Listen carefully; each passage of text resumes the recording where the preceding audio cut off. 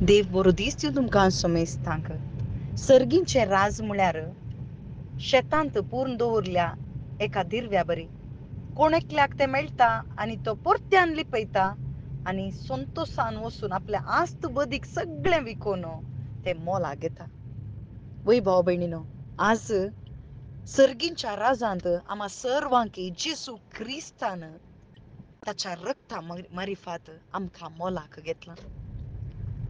आज आम्ही सर्गींच्या राजांत रिगोंक योग्य नाही. कोणी नितिवंत मनीस ना. आम्ही मोठी नाही बगर पातकाच्या चिखलाच्या कोणांत आम्ही लोळून आसल्यो. पूण सर्गींच्या राजांत आमकां ताणें दवरिचे ताची भुरगीं जावन ताच्या दायजाचे वांटेदार आमी जायचे म्हणून बापान ताच्या एकल्याच पुताक ह्या संवसारीं धाडलो मात्र न्ही, ताणें मरण स्विकार केलें.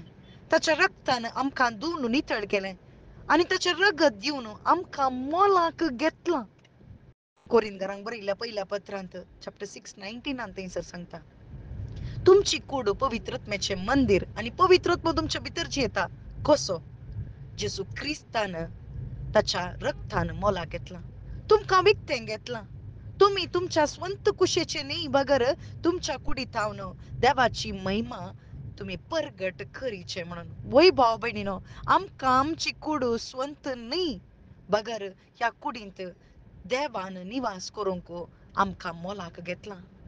आमी योग्य न्ही, आमी मातयेची मात्र मोडक्यो, पूण आमच्या भितर दिर्वें दवरलां ते पवित्र आत्मो. तो पवित्र आत्मो आमकां दिरवो जावन आसा, मोती जावन आसा आनी सर्गा राजाक वेची ती वाट जेजू क्रिस्तान उक्ती केल्या मात्र न्ही, ते मोती आसल्याक मात्र सर्गा राजांत आमकां वांटेदार जावंक जाता. तर पवित्र आत्म्याक कशें स्विकार करूंक साध्य? तुका मोलाक घेतलां म्हणलें सत तुका जाणा जाताना तुका जेजू क्रिस्ता थंय बावार्थ दवरूंक जाता आनी सर्गींचें राज तुजें जाता. जेजू क्रिस्त म्हणटा, सर्गींचें राज थंय हांगा ना बगर तुजें थंय आसा.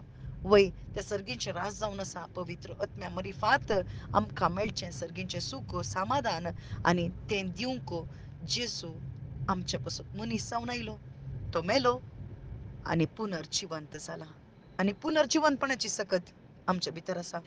भाव भयणीनो, आमी सगळ्यां जेजू क्रिस्ता थंय बोवार्थ दवरली सकड सर्गीच्या राजाची दायजी जावन आसा. आमेन.